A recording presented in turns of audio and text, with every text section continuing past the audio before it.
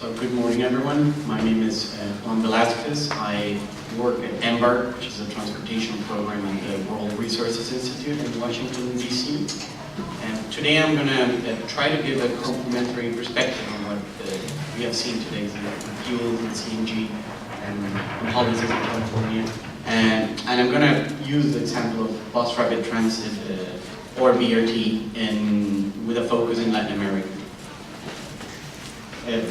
Just a little bit of an introduction of what EMBARC is and what EMBARC Network is. We have 6 offices in developing countries in Latin America, Turkey, India, China, and our global offices here in DC. And we work very closely with cities, advising them and trying to catalyze a shift towards sustainable transportation in the developing world. So that's what we've been doing as part of the network, and I'm going to tell you a little bit about some of the projects that we have actually worked in bus rapid transit in Latin America. Just a little bit of context of what it means in terms of transport and energy. In Latin America, if we are looking at the IEA scenarios on 4 degrees and 2 degrees, we are going towards a more and more intensive use as our economies grow, as our Latin American economies start growing and developing. We're going to have larger need for travel, larger demand for travel that will obviously take more energy use. And part of the problem comes with, or can be solved with more efficient vehicles, as we have been seeing, and better technologies, cleaner technologies. But that doesn't achieve all. If we really want to get to the 4-degree scenario or the 2-degree scenario, we need complementary measures to the technology side. So if you look at it now, not from an energy use or consumption perspective, but if you look at it from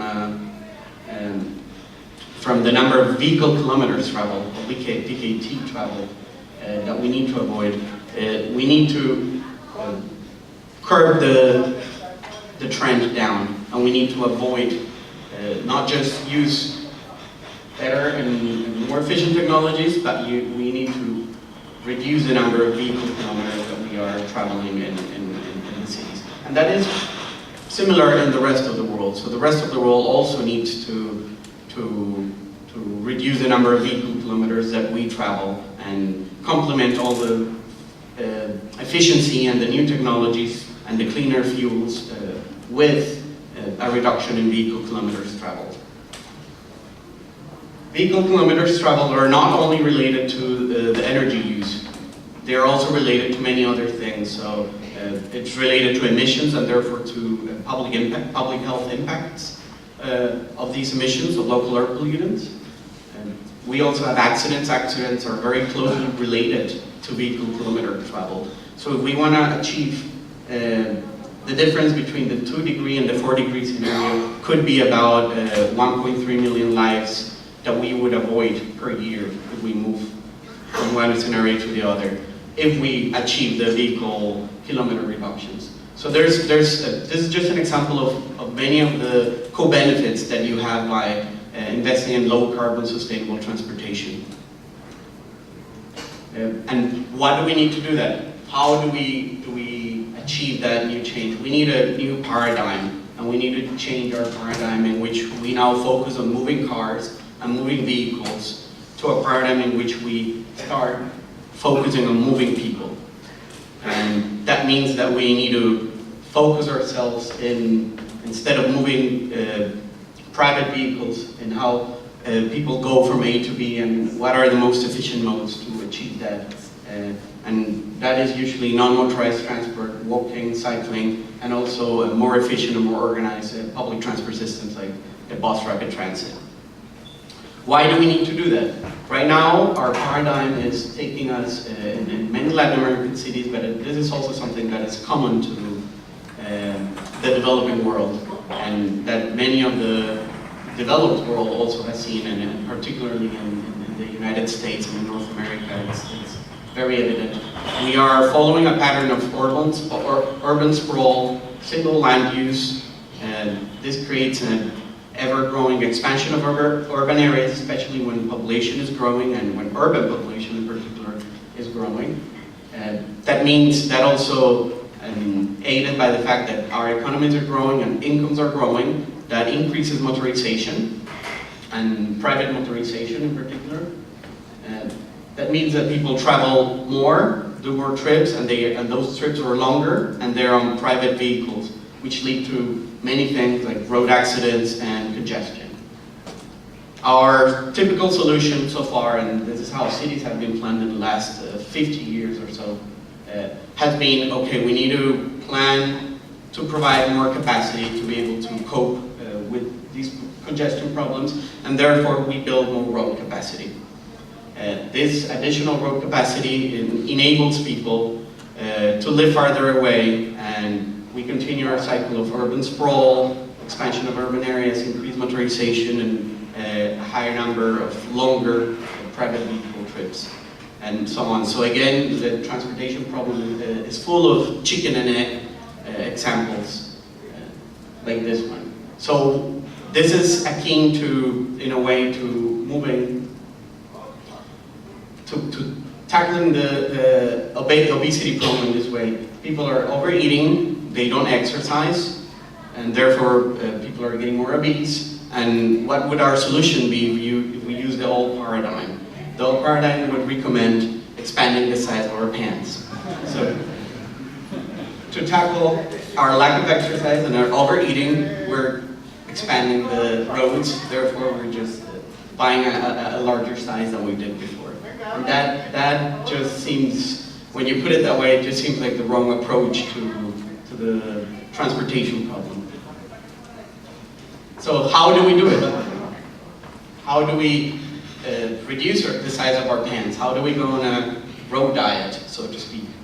So we have an approach in which we use three frameworks. One of them is avoid. So we need to avoid trips, and we need to make the existing trips shorter, especially the motorized trips. That is mainly achieved through better land use. So if you walk around New York, you know that in a very short trip you'll be able to do your shopping. You're more likely to get to work at a shorter distance. You're more likely to find the things that you need to buy or the places that you need to attend to in a shorter distance and in safer modes and more sustainable modes like public transportation or even walking or cycling. We need to shift to the most efficient modes, and that is usually cycling, walking, and public transportation. So we need to move away from a car-centered mobility and a private motorized vehicle mobility to a more sustainable transportation modes. And then we need to improve. We need to have better technologies. We need to use alternative fuels. We need to improve our operations. We need information technology. We need to become more and more efficient in the way we travel. Even though we know this, not enough change is happening. Right now we have very high economic losses. We value the economic losses of all transportation-related externalities at around 10% of GDP in developing countries. A large portion of them come from fatalities, road fatalities that happen every year. We have around 1.2 million road fatalities in the world every year, and most of them are actually pedestrians. We have more than 2 million premature deaths due to air pollution every year, and we have very high transport-related greenhouse gas emissions that are, if we go on a business as usual scenario, they're going to be growing by 80% by 2050. So we need to change this with that. And one of the main lines of work at Embark has been promoting bus rapid transit as one of the mechanisms to achieve these three lines of action. So bus rapid transit, I think many of you might have heard the word, and for those that are new, it's a new technology that mainly had its origins in Latin America, where you are running buses in segregated lanes with dedicated stations, much akin to what you have in a metro system, but on the surface. and with bus vehicles. So you're segregating the buses from congestion, and therefore you have travel time savings. People are taking less time to go from A to B if they use the BRT. And you are basically segregating the system from the existing congestion. That also means that people prepaid when they enter the station, and therefore they don't spend time paying for the driver for their fare. They already paid their fare. Usually the system is operated with GPS systems, and the operation is very well coordinated across the system, so that you have very, very well coordinated travel times and services, very high frequencies. We're talking about Mexico City has about 60 buses per hour in their latest line. That means like every minute you see a bus coming. That means that it's a very reliable service where you don't have to wait very long. That also reduces your travel time. And Bogota has also about double that in their main line. So you will see a bus at least every 30 seconds coming in front of you. So that's very high frequency, very, very efficient, very reliable. You don't need to have a schedule because you know that you will not have to wait very long for your next bus to come. There's also very important road safety benefits. Part of the road safety benefits come from segregating the buses from the regular mixed traffic and reducing the interactions that they have with mixed traffic. Part of it also comes from training drivers better. Better driver training means that they are less likely to get into accidents, that they comply with labor regulations, that they don't overwork as they used to do in the older traditional systems. And there's land use benefits. So bus rapid transit and general mass transit encourages denser cities, encourages development around the stations, and that development means that people are more likely to use the bus rapid transit instead of other modes because it works for them, because they live or work or go shopping or go to the doctor or do their activities close to this station, and density around the stations means that you're more likely to have those activities around those areas. So land use is a very, very important and key part in making mass transit in general work. And lastly, you have very strong emissions reductions. In most of the systems in which we have worked, bus rapid transit replaced traditional older systems that had very old buses. Yesterday, Brasilia opened their first BRT line. It's a 43-kilometer line, and they replaced buses that were 18 years old in average with completely new buses. So that means that you're getting the newest technologies. It's an opportunity as well to get the cleanest technologies that you can afford. So you're getting emissions reductions, not just for local health air pollution, but also for greenhouse gas emissions. So you're replacing also large numbers of fleets. In Latin America, it's very present, and if you have gone to a city in many countries in Latin America, you will see that there's large fleets of empty buses that are going at very slow speeds and that are creating congestion.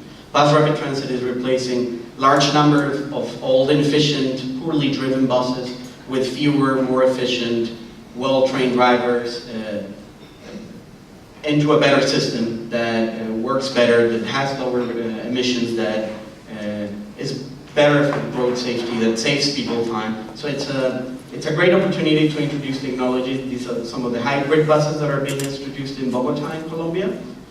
For instance, as part of a new BRT corridor that was recently opened. So there's other things that are important for BRT. They serve a wide range of passenger volumes. You can adjust your system to have to work for cities that have very low public transport ridership, smaller cities with lower populations, or you can use it in Bogota. Bogota has about 2 million people use BRT every day. Likewise in Brazil, there's about 30 million passengers of BRT in the whole country using BRT systems every day. So you can serve all range of volumes. You can have very low investment systems that that work very well with smaller cities, or you can have high quality, high performance systems that work very well in dense, big, large cities. So you can adjust your capacity and your speeds, and therefore they can reach times when they're comparable to rail systems. The BRT in Brasilia, for example, or the one that is in Istanbul, reaches an average speed of about 40 kilometers per hour. That's an average including stops, which is very similar to what you get in many rail systems, about an average of 40 kilometers per hour.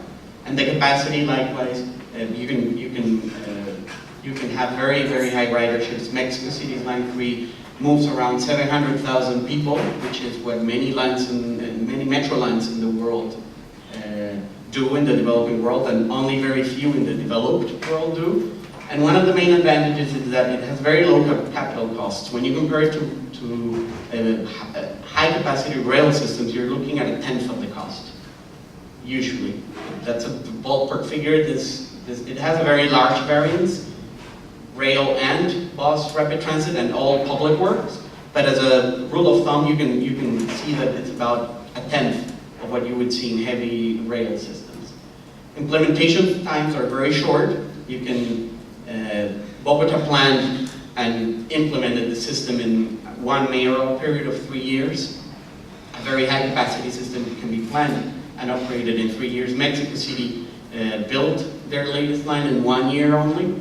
And that means that you can have very short implementation times. So these two elements are very important when it comes to scalability throughout the world, when you want to leverage the benefits of BRT in a rapidly urbanizing world. So a little bit of history of BRT in the world. From the 70s to the last decade, it was mainly a Latin America technology. It started in Brazil and in Peru.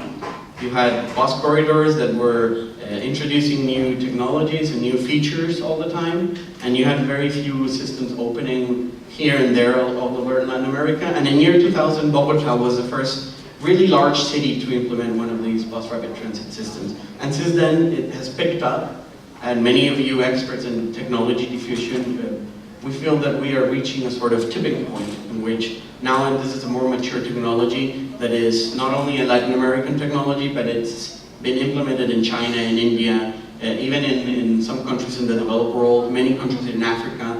South Africa opened several lines for their World Cup 4 years ago.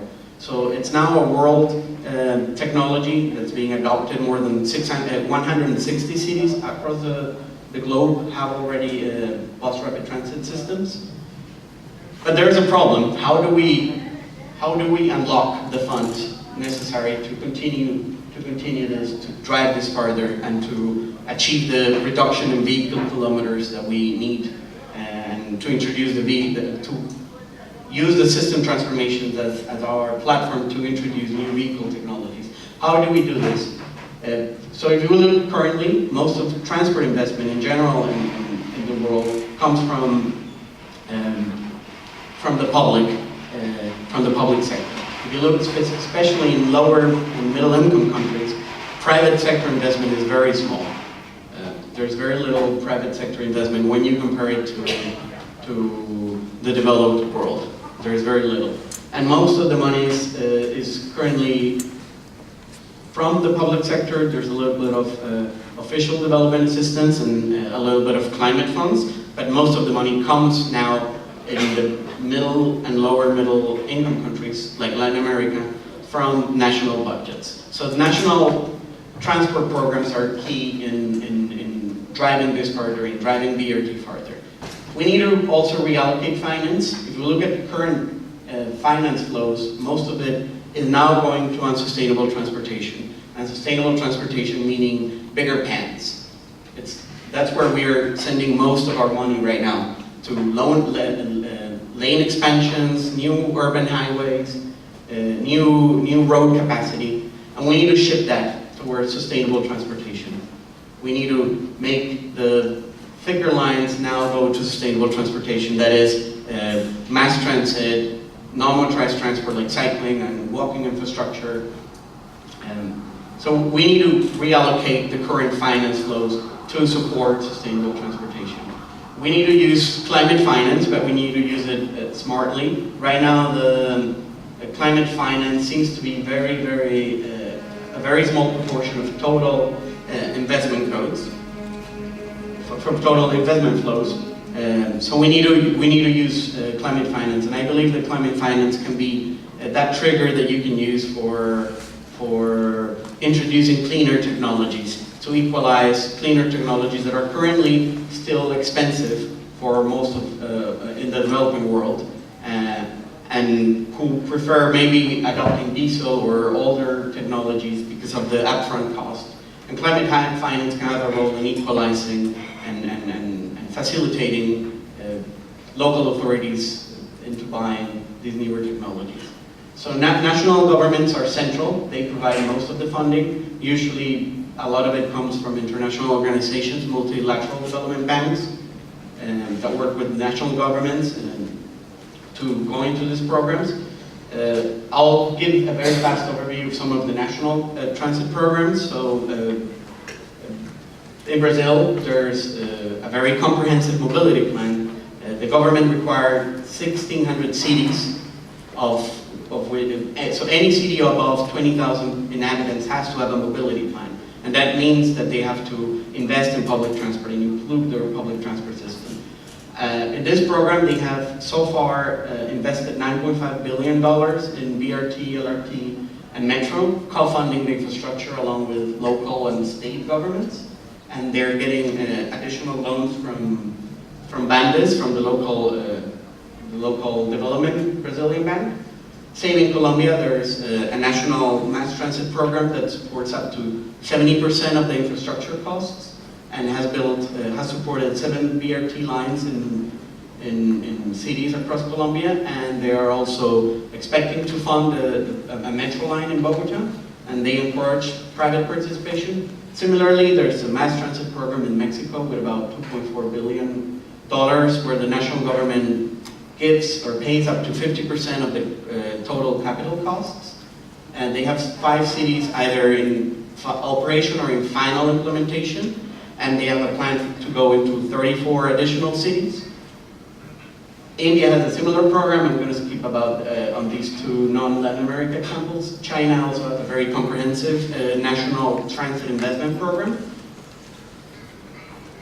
And these programs need continued funding. At the national level, there needs to be money that continually goes to this, and that is, in a way, earmarked. So gas taxes are usually a very good source for this, but you also need at a local level. Most of the programs that you saw require local co-funding for this. So there's money in land development that cities can tap with property taxes, with land value capture, with transit-oriented development.